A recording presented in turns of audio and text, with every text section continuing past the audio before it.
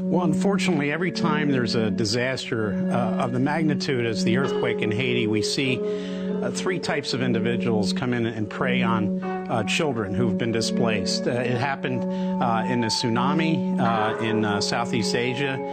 It happened in Chad in 2007, where a French group called Zoe's Ark came in and took children whose parents were still alive.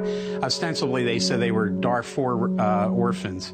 It happens every time. There's three different types of people that show up, unfortunately, on these scenes. There's the adoption mills, and that's what this group seems to be involved with, taking these children to the northern coast of the Dominican Republic, where there are plans by this group that's based in Idaho to set up a huge complex, including seaside villas for waiting parents who are waiting to adopt children, to a restaurant. It doesn't sound like this is just a bunch of church people trying to adopt kids. There's a lot of money behind it. Also, pedophiles show up for child sex exploitation. And also we know from the Haitian Prime Minister that he's charging that some of these children were being taken for organ harvest. Please talk about this. Save those 40 mothers and the 40 children.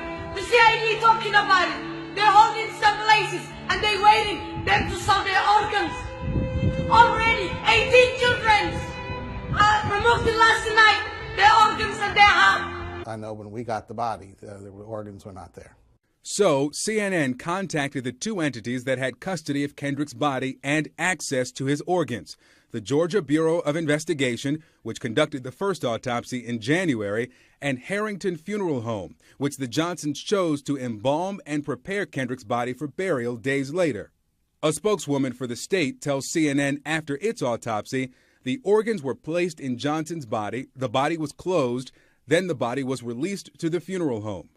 State investigators say it's their normal practice, but what happened after his body arrived at the funeral home was anything but normal.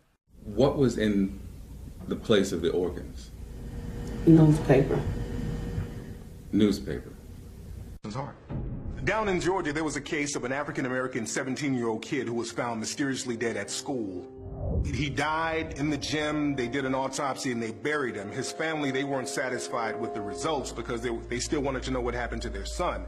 They had the body exhumed, found out that his organs were missing and his body was stuffed with newspapers, and people are still trying to find answers. The officials down there in Georgia, they act like they don't know what's going on.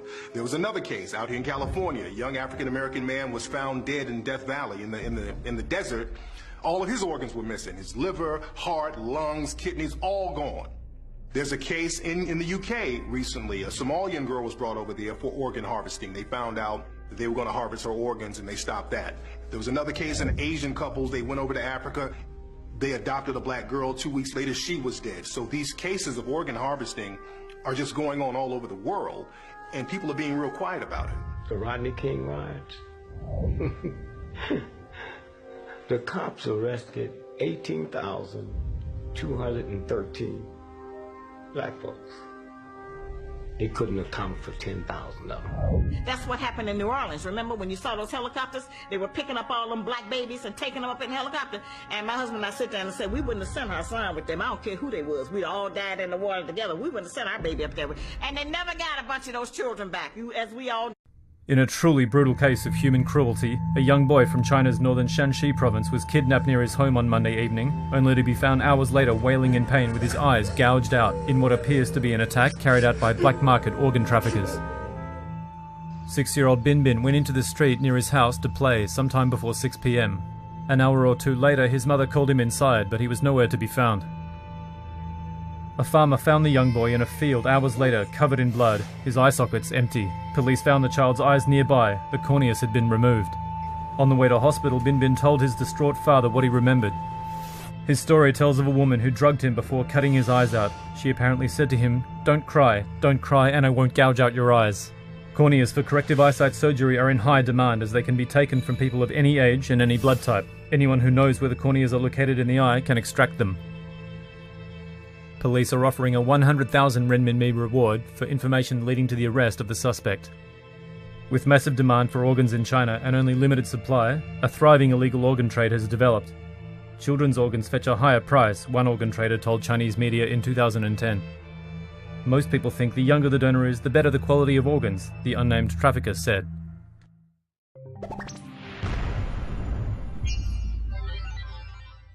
The organ trafficking trade involves a network of human traffickers, including mobile surgeons, brokers, patients, and sellers, target children, especially those from poor backgrounds or children with disabilities, for organ harvesting.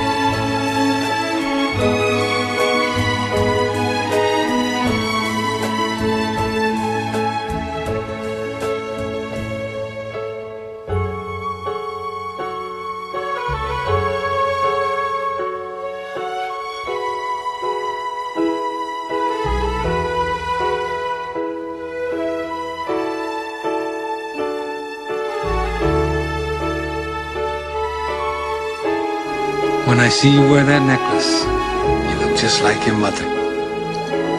I miss her.